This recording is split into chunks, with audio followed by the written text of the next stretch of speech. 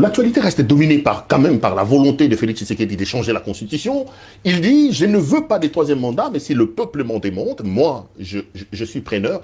Est-ce qu'il n'a pas le droit de laisser son sort entre les mains du peuple? Parce que vous êtes contre le changement de la Constitution. Tshisekedi dit que cette Constitution n'est plus en adéquation avec nos valeurs. C'est une Constitution rédigée par l'étranger. D'ailleurs, ça tombe bien. Vous étiez président de l'Assemblée nationale à l'époque, un des grands négociateurs. Qui a rédigé cette Constitution? Quel est le contexte dans lequel vous avez amené le pays à avoir cette Constitution? Vous qui étiez au four et au moulin à l'époque. Vous connaissez un peu la Constitution? Oui, pas juriste de fond, mais je connais. Il y a une phrase qui était prononcée par Félix Tshisekedi.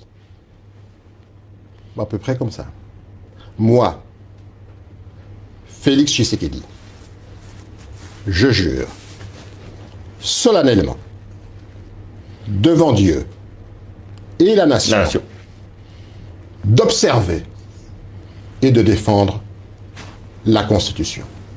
Moi, Félix Tshisekedi, je jure solennellement devant Dieu et la nation d'observer et de défendre la Constitution. Il l'a prononcé en janvier 2019. Il l'a prononcé en janvier 2024. Et arrivé au bout de son deuxième mandat, ça ne lui convient plus.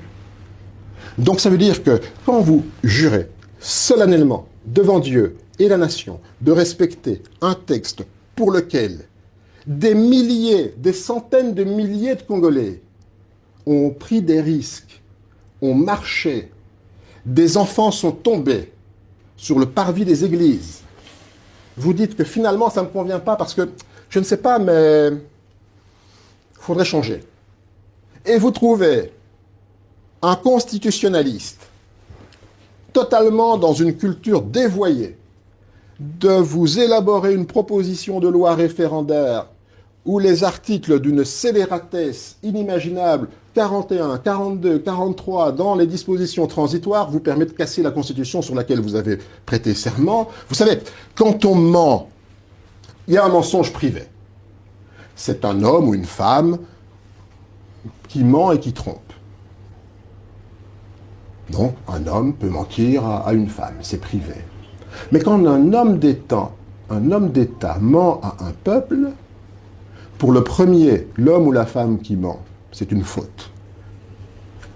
L'homme d'État, c'est une trahison. Et c'est ça qu'il faut reprocher à Félix Tshisekedi. Il trahit le pays, il est dans une trahison. Il trahit la nation, pour laquelle, je pense, ou devant laquelle il a prêté serment.